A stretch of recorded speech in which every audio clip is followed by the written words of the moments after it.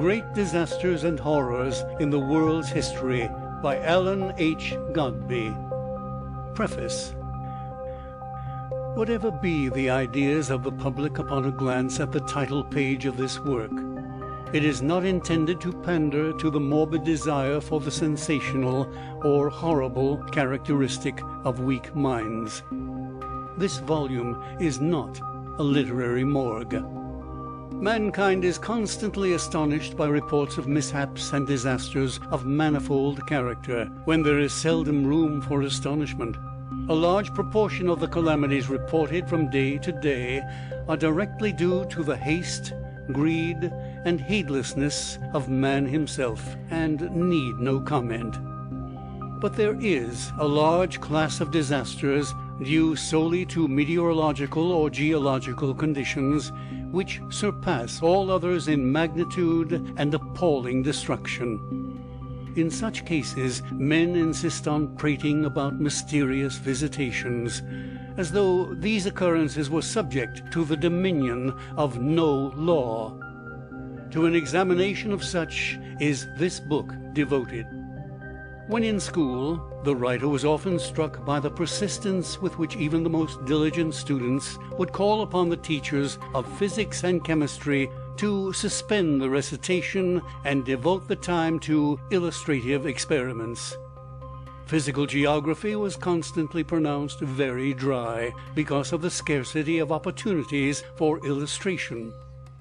The writer has endeavored to present, in a form acceptable to the popular palate, the general principles of the storm and earthquake so far as they are understood, and numerous narratives of great disturbances have been inserted that a clearer conception of the magnitude of these agencies and their relative importance may be attained by the reader. Much care has been spent in steering between Scylla and Charybdis. While it has been designed to avoid merely scientific data, there has been the equally delicate task of avoiding prolix narration and mere sensational tales. It is hoped that the result will be useful and interesting. If the book shall lead the reader to higher views of the reign of inexorable law in nature, and to a profounder reverence for the author of law and his works, the labor of its compilation will not have been spent in vain. A. H. Godbey. End of preface. Great Disasters and Horrors in the World's History by Alan H. Godbey. Tornadoes and Cyclones. O sad and mournful wind! From what wild depths of human pain and sorrow couldst thou those tones of restless anguish borrow, as of a soul that dreams of no to-morrow? O sad and mournful wind! O thou art fierce and wild! Thy mighty chariot through the black skies lashing, the cloud shapes round the mountain summits dashing, the waves of ocean round the wrecked bark crashing, O thou art fierce and wild!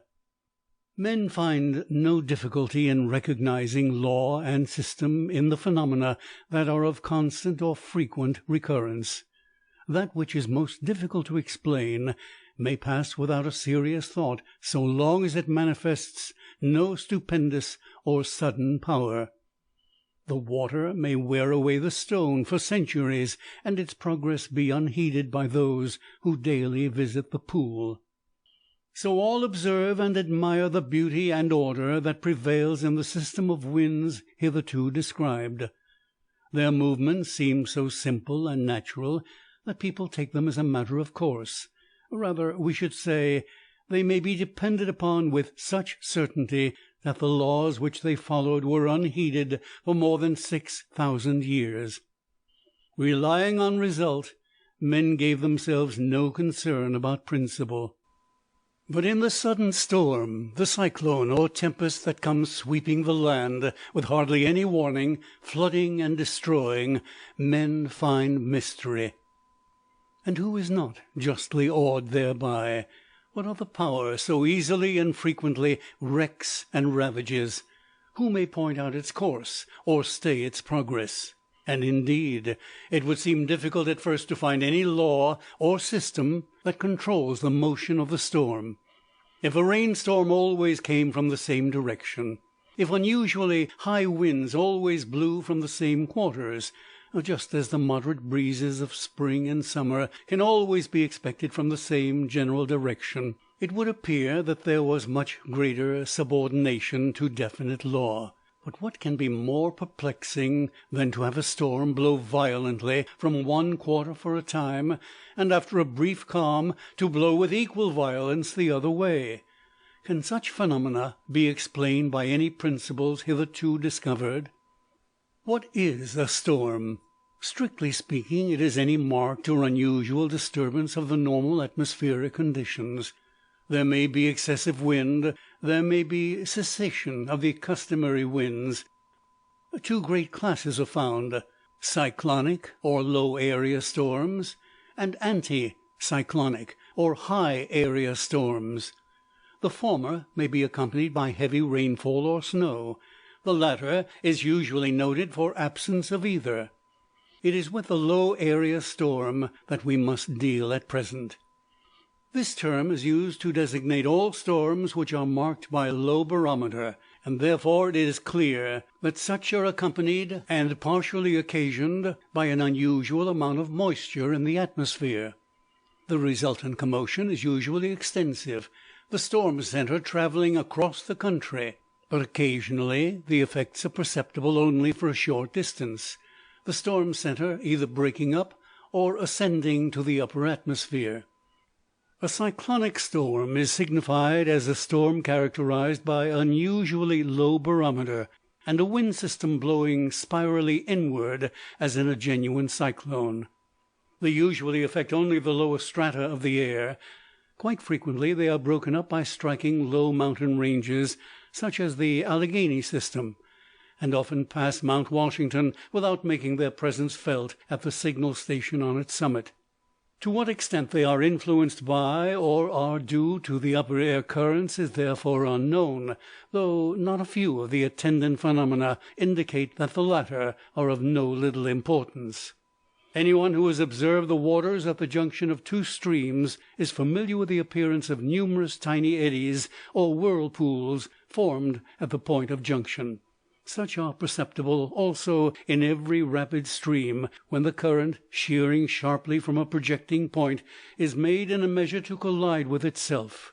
This is also the principle of the many tiny whirlwinds seen during the warm summer days, and such are also observable in winter, if there be snow enough to render their presence in the air clearly visible.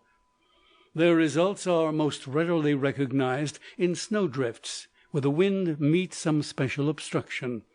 It does not often occur that a high fence is covered with a snowdrift. A great drift will be thrown up by it, but not against it, and the side next to the fence will be curved inward or concave. The wind strikes the fence and partially recoils, curving upward to pass over the fence. The drift is then built up between the wind and the current recoiling from the fence, and its inner curve shows the direction pursued by the rebounding current. Now, when opposing air currents meet each other on a large scale, the immense whirlwind that is produced is called a cyclone or tornado. It follows, then, that if we would find any regularity or law in these unusual disturbances, we must know if there exists any permanent condition of atmospheric currents that is favorable to their generation. That such a state exists we have already learned. The great belts of calms that we have found between the trade winds and the return trades and polar currents are more appropriately called the zones of equinoctial storms. We have in them districts of general calms, with winds infringing upon either side. It is evident, then, that, as in the case of the fence, whose recoil current curves the snowdrift, a whirling current of considerable magnitude may arise here at any time. Hence violent storms do arise in these regions more or less at all periods of the year. But we have seen that these zones of calms move slightly to the north or south with the course of the sun. It would then appear that at the equinoctial period, when they return from the mean position toward the extreme northern or southern limit, there would be opportunity for unusual disturbances, especially since the heavy rainfall of those periods would unusually affect the temperature of the atmosphere. That is precisely what occurs.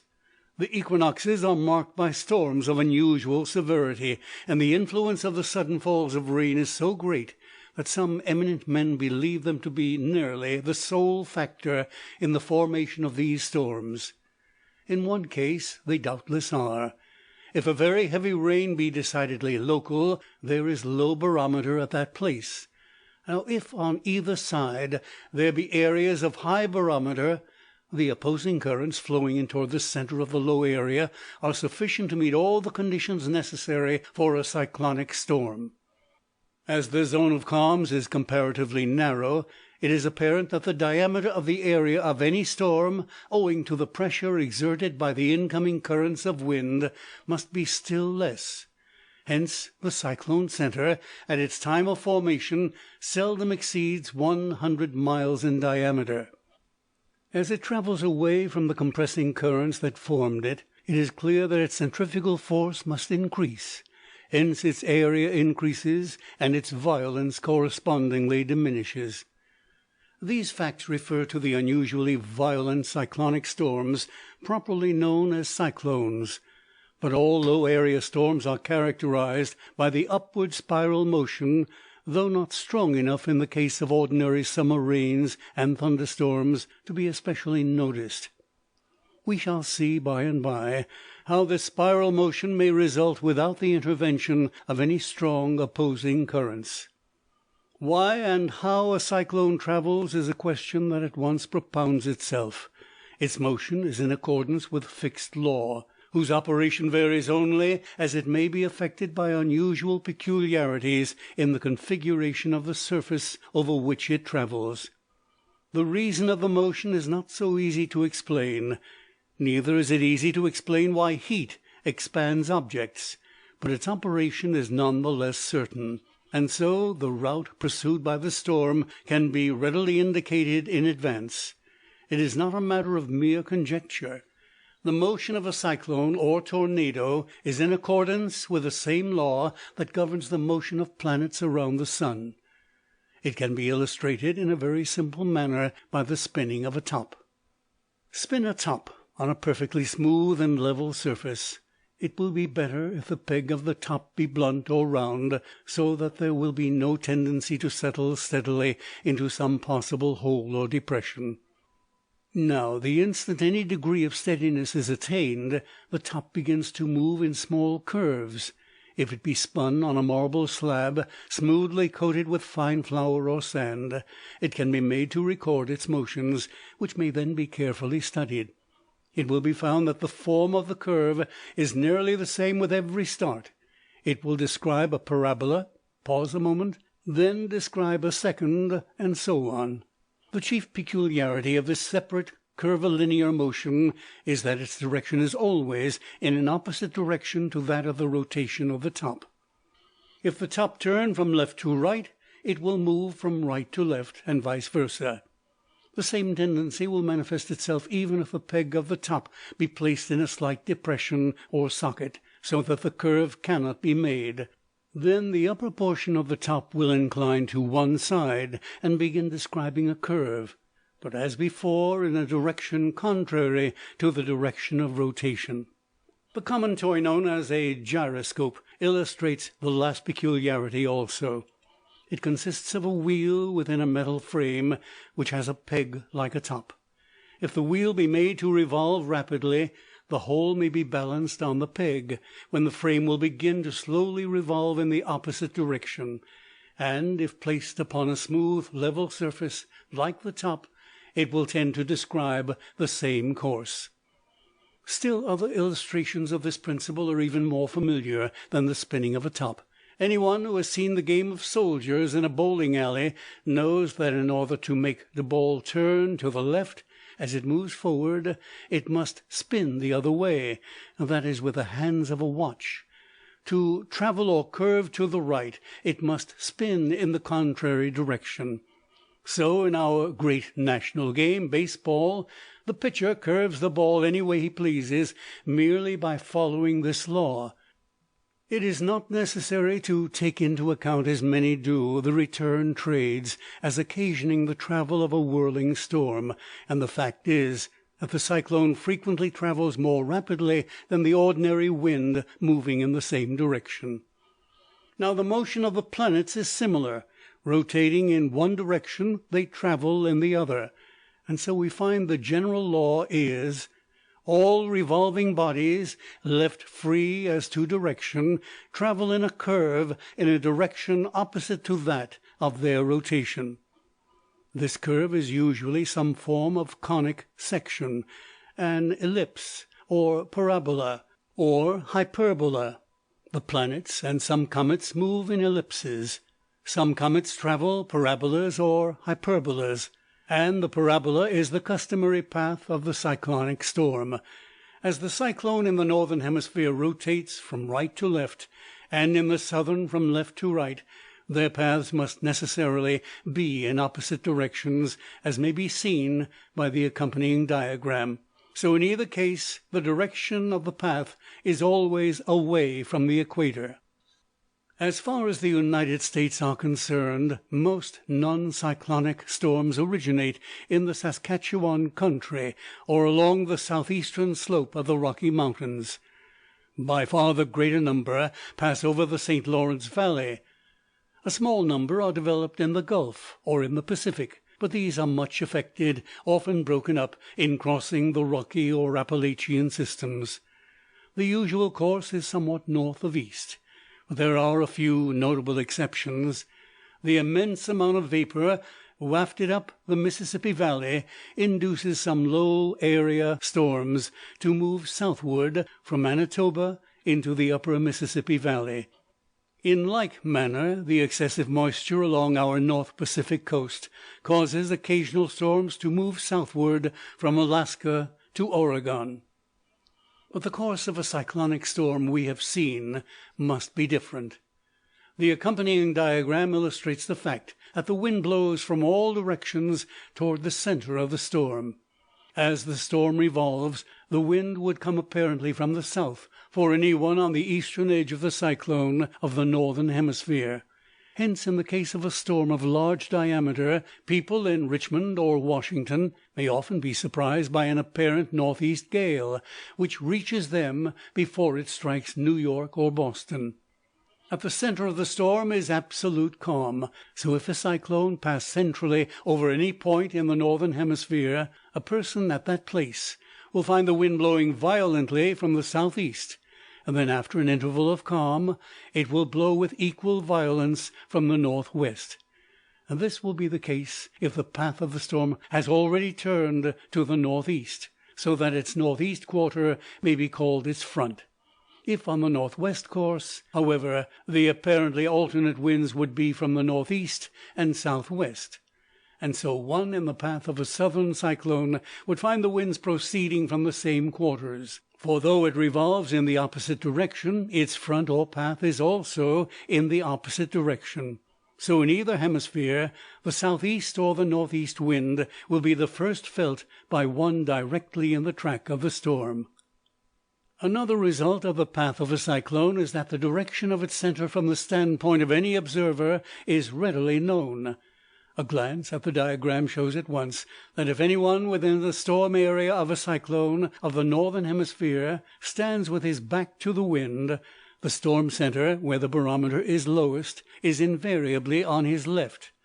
But if he stand with his back to the wind of a southern cyclone, the storm center is always on his right. Hence, if a vessel be overtaken by a cyclone, the captain at once may know how to pass beyond its range, by shaping his course at right angles to that of the wind.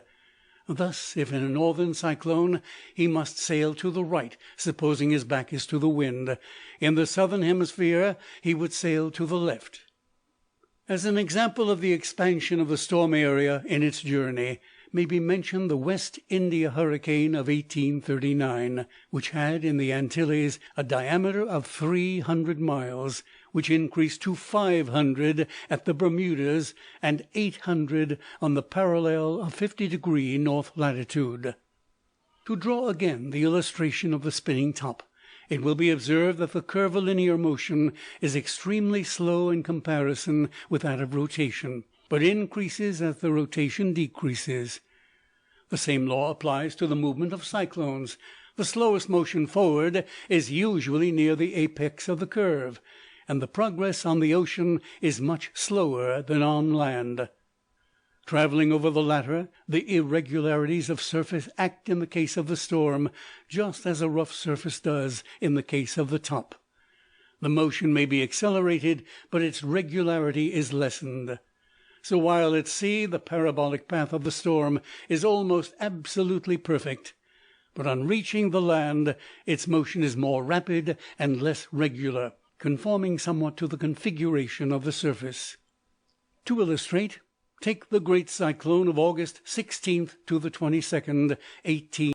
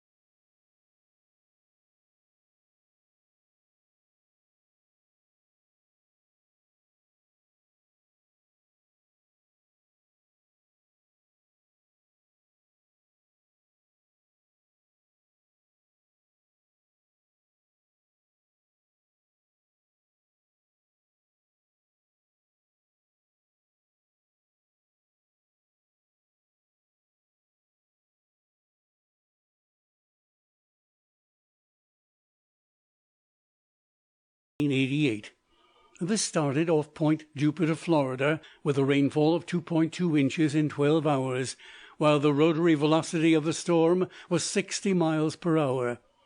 Its path across the Gulf of Mexico was a perfect semi-parabola, curving northward into western Louisiana. But rapid as was the rotary velocity, 3½ days were required for the journey across the Gulf. Meanwhile it was rapidly widening, for within a few hours of its reaching land, its eastern edge was assailing Mobile, Alabama, with a south wind of 55 miles an hour. Almost at the same time the western half was flooding Memphis and Vicksburg with an enormous rainfall, almost 4 inches in 12 hours at Memphis. By the morning of August 21st, 36 hours after reaching land, it was central over Middle Tennessee and Kentucky. Heavy rains fell over the entire region. But by this time its eastern edge was in a collision with the Appalachian chain, while a heavy local rain at the northern extremity of that chain created an additional diversion in a new area of low barometer, and so it left the hitherto parabolic route and shot away nearly at a tangent along the western Appalachian slope, passing from Tennessee to Newfoundland in 36 hours, thus moving nearly 3 times as rapidly as in the Gulf, while its violence or rotary speed was vastly lessened. This storm was one of the most destructive of the recent cyclones that have swept our country, doing immense damage to crops, bridges, houses, herds, in short, everything that can be seriously damaged by wind or flood. The damage in Louisiana alone was estimated at $500,000. But it was by no means the most destructive of the West India storms.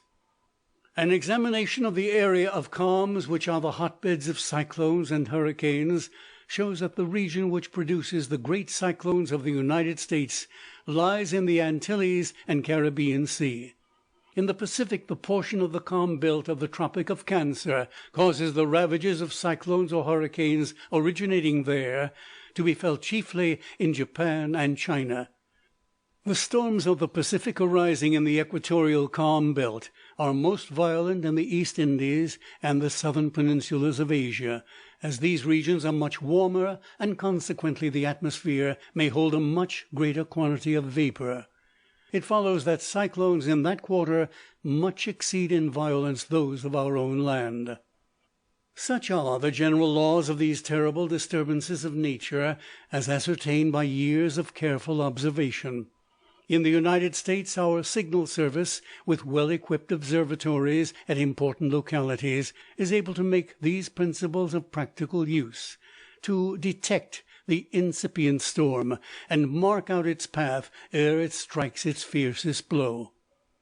It should be observed, ere leaving this topic, that a few would-be prophets have maintained that not only great storms, but also earthquakes, volcanic eruptions, tidal waves, etc., are due to planetary influences. Observing that the most violent hurricanes occur near the equinoctial period, they argue that the equinoxes of the planets ought to also disturb the earth. They ignore the fact that, as to our own equinoctial disturbances, the change in the relative position of the earth and the sun is sufficient to produce change in the location of heated air currents and consequent storms. They seek to find in the equinox absolute some strange mysterious magic, some inexplicable power, or deus ex machina, whose business it is to get up a disturbance here on earth at every possible opportunity, no matter in what planet he may be for the nonce located. But it is difficult to rid any man of his hobby. In the question of equinoxes of other planets, their recurrence is of sufficient frequency to allow the weather crank full play for his imagination.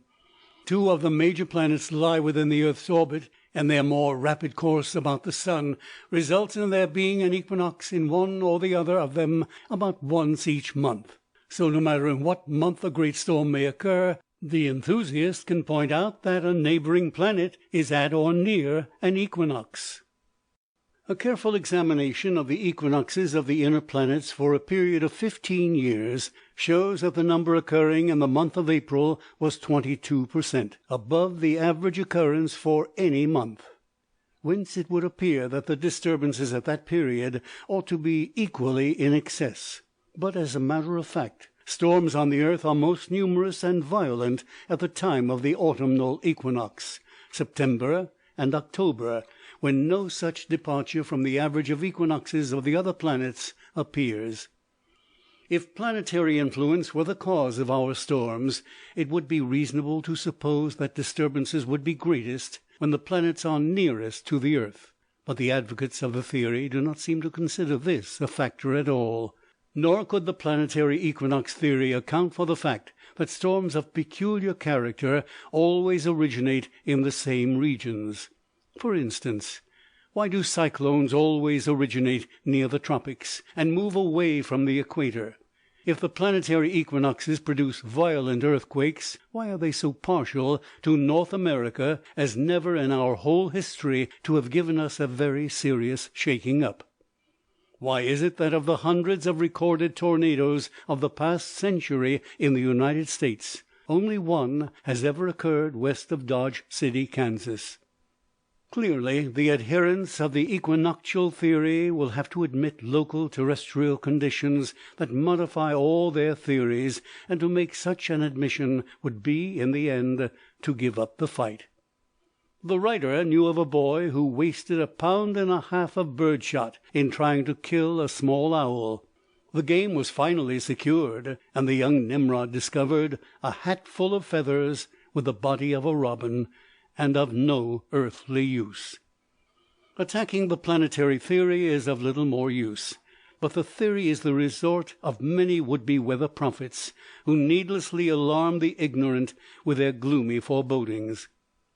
In a country as large as our own, any sort of weather is a very safe prediction to make for any day in the century, as minor rains and cloudy seasons and small storms are merely local. Any sort of prediction would be nearly sure to hit some portion of the country, and one who is so disposed can easily win a cheap notoriety and gain scores of testimonials as to the correctness of his predictions. Every unusual catastrophe produces a brood of these gentry who are eager to make the trial, but those who endeavour to indicate the exact locality where any great disturbance is to take place meet discomfiture with a uniformity that ought to be discouraging. The work of the signal service is as carefully done as may well be, and yet its best men assert that an average of 90% of correctness in their prognostications is unusual, because of the extremely small area covered by local disturbances. Rainy weather announced for western Missouri may be correct every time for Kansas City, but be 10% in error for Nevada, Missouri. When those whose time is devoted to the weather cannot always be correct, it is useless to listen to charlatans. A careful study of sunspots with relation to storms has been made of late years. The fact is elicited that the spots seem to have a definite connection with electrical disturbances, but while there are numbers of coincidences between unusual sunspots and great storms, the number of striking exceptions seems equally great. Hence it cannot be fairly inferred that there is any definite relation between them. And so far as electrical phenomena on the earth are connected with storms, they always appear as dependent upon, rather than productive of, atmospheric currents. Indeed, the most remarkable electrical disturbances occur at times when no atmospheric current is prevalent. The most beautiful electrical display, the aurora, appears when the air is abnormally still and unusually dry. The necessity of the latter condition accounts for the fact that it is usually observable only in cold weather, and occurs with great frequency and in remarkable brilliancy in the polar regions. It results from electric currents passing through extremely rarefied and dry air, and may be produced on a small scale artificially. Poe was right when he held that many things remain long secrets by reason of their very simplicity. 6,000 years steam hissed and fumed in men's faces, and tilted the kettle lid, before they learned its expansive power. 6,000 years the lightning flamed and roared, before man realized it could be made one of his most obedient servants. 6,000 years he cudgelled his wits to discover the secret of the wind, and yet when he made a fire within his house, he closed the door to prevent unpleasant draughts of air. And so he continues constantly endeavouring to find some strange mystery in the things that are dependent on simplest laws. There was a time when men stood aghast at smallpox, cholera, yellow fever, and many similar calamities, and spoke with bated breath of the mysterious visitations of Providence, the scourge of God, and so on. When the Turks once besieged a plague-stricken city, a comet appeared in the sky.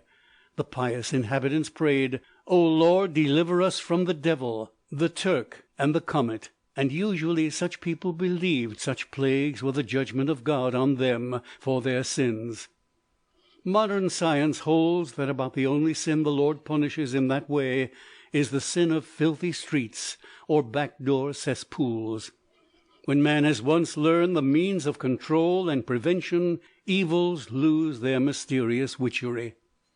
On the other hand, let the laws of any force in nature be every so well understood, yet so long as they are beyond the control of man, they will retain for him an eerie,